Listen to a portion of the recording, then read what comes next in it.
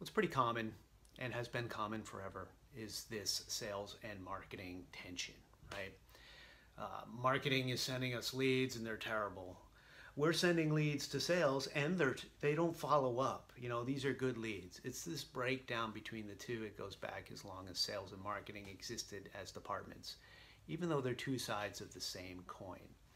But they are different disciplines, and increasingly marketing has a lot of data behind it, a lot of machine learning behind it, things like that.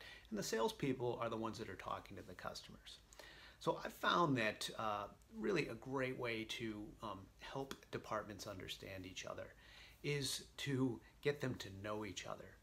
Now, it would be great if every marketer was a salesperson at one time, or every salesperson was a marketer. That might be great. It's not really going to happen. It's not really ideal, but you can get to understand each other. And there's just some simple ways to do that, depending on the size of your organization. It's easier when you're smaller, of course, but put some marketing program managers, some marketing communications people, or your whole marketing team in the same room as salespeople on a regular basis. There's a lot of open concept companies out there. Why does marketing have to be in one building or one floor and sales on another? How about we integrate this? Why this is useful? And I have firsthand experience this. I tested this years ago when I was at a company in Rhode Island. And what we did is we put the marketing team and the sales team, I actually managed them both, so it's pretty easy, put them in the same room, open floor.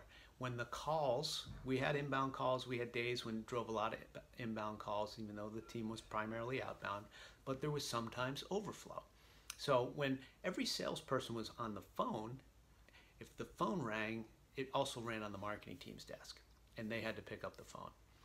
And it was pretty impressive how scared they were and then how good they got. They learned so much by talking to customers directly. They were terrified at first, of course, like anybody, but they got pretty good at it. Then we would also sit as a team, marketing and sales, and listen to recorded calls on a regular basis every week. And that was really just game-changing for us. The marketing program managers, those that had run surveys and learned about the customer through data and surveys, were actually listening to real customers on calls. They were empathizing with the salespeople and how difficult it was and how hard their job was. And they were learning from those calls and the customers. It was really pretty awesome. Our marketing got better. Our sales team got better, because they could see that the marketing folks were understanding what they needed, and they built relationships, and they would speak to each other on a regular basis and ask about this, or a marketing person took a sales call and had to ask a salesperson for help. So it really built a relationship, and it also built a relationship more with the end customer for marketing, which we don't always see. We also would challenge the sales team to do some marketing type thinking, bringing certain marketing ideas, engaging in social. This was a few years ago when social selling was relatively new, but the marketing team had some pretty good ideas there. They worked together. So that's sort of a nuts and bolts sort of practical way to do it. Maybe it doesn't always work with a larger organization. But if you're a sales team, you should be recording calls. If you're recording those calls, maybe there's a reason to sit with marketing and say, hey, let's listen to a few of these together. Let's hear what I'm hearing. You'd be surprised how few marketing people have ever either talked to a customer or actually listened to a recorded call. So that's one way to try and get to know each other better.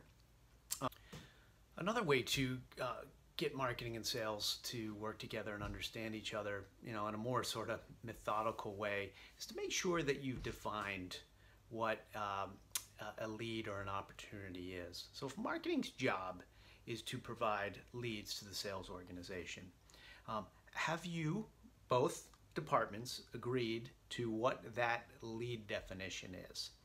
And this takes discipline. I mean, it sounds like common sense and it should be practical and everybody should be doing it. But in many organizations, large and small, I've worked with, I often see that, oh, we're sending over leads. I'm like, well, what's your lead definition?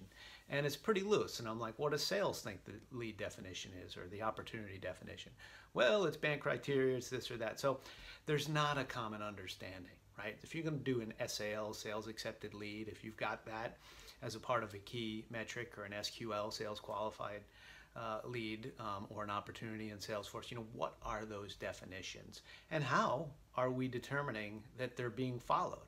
Does the sales organization understand that when they get someone on the phone, that they've got the same criteria that they're to determine that this was a lead that I should accept and work? You know, is that documented somewhere? Do the managers understand it? Are you recording that call so you can check? I mean, it's that kind of practical thing that really needs to exist. And often it's like, oh, we're throwing leads and we don't like those leads, they're junk, you know, or this, I can't get a hold of somebody, you know, how do you define this? I mean, you kind of got to get into the nuts and bolts of really defining that stuff. And, you know, larger organizations get into this macro definition and it's all like we're a funnel metrics. And yes, all that stuff is really important. But has anybody clearly defined what a sales accepted lead is? Are they asking questions? Do they have a documented call guide of like these questions determine that should be a sales accepted lead? It's nuts and bolts stuff, but it has to be written down. It has to be agreed upon it. And that's an intersection between sales and marketing. You know, that's an alignment issue. Have we aligned? Do we know what these definitions need to be?